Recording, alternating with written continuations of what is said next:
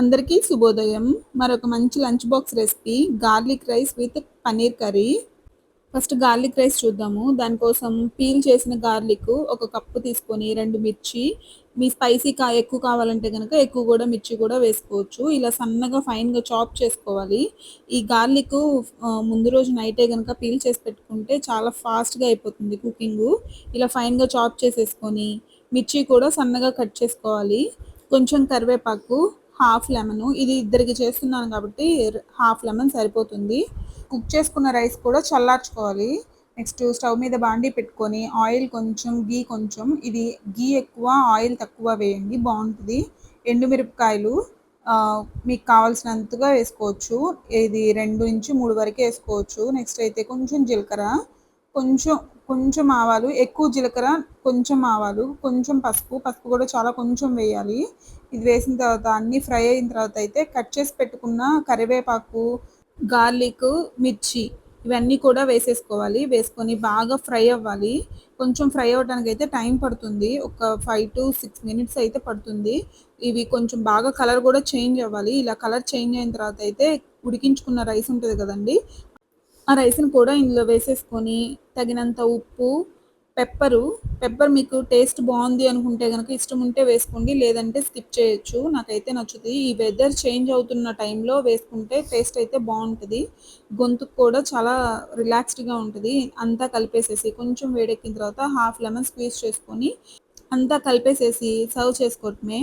ఇదైతే కాస్ట్ ఐరన్‌లో చేస్తే ఇమ్మీడియేట్‌గా డిష్ అవుట్ చేసేసేయాలి. దీనికి కాంబినేషన్ వచ్చేటప్పటికి పన్నీర్ కర్రీ చాలా బాగుంటుంది. ఇది కూడా చాలా సింపుల్‌గా అయిపోతది. ఫస్ట్ అయితే 2 టొమాటోలు, 2-3 టొమాటోలు, 2 ఆనియన్స్ ఇలా పెద్ద పెద్ద ముక్కలుగా కట్ చేసేసుకొని స్టవ్ మీద బాండీ పెట్టి ఆయిల్ వేసుకొని ఈ కట్ చేసి పెట్టుకున్న ముక్కలు ఉన్నాయి కదండీ, ఈ టొమాటో, ఆనియన్ ముక్కలు అన్నీ వేసేసుకోవాలి. దీనిలోనే 5-6 వరకు జీడిపప్పు వేసుకొని అంతా వేసుకొని కొంచెం 1 ఇంచు అల్లం, ఒక 5-7 ఎల్లిపాయలు వేసుకొని అంతా ఒకసారి కలిపెట్టి మూత పెట్టుకోవాలి. ఈలోపైతే ఒక చిన్న ఆనియను, ఒక క్యాప్సికమ్ తీసుకుంటే సరిపోతుంది.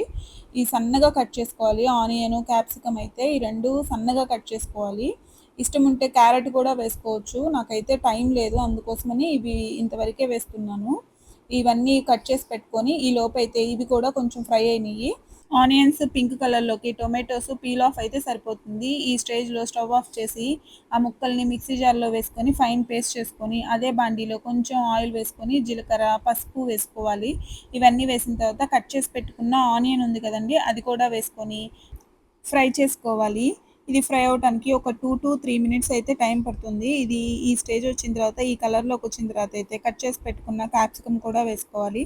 ఈ స్టేజ్లో మీరు కట్ చేసుకున్న ఏ వెజిటబుల్స్ అయినా వేసుకోవచ్చు. క్యాప్సికము, గోబీ ఉంటే అది కూడా వేసుకోవచ్చు.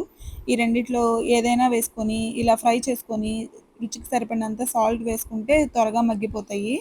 ఇది మూత పెట్టుకొని మగ్గించుకుంటే సరిపోతుంది. కొంచెం ఉడికిన తర్వాత అయితే కొంచెం ట్రాన్స్పరెంట్‌గా అవుతాయి కదా, ఆ స్టేజ్లో అయితే మిక్సీ వేసి పెట్టుకున్న పేస్ట్ అయితే వేసేసుకొని అంతా బాగా కలుపుకోవాలి.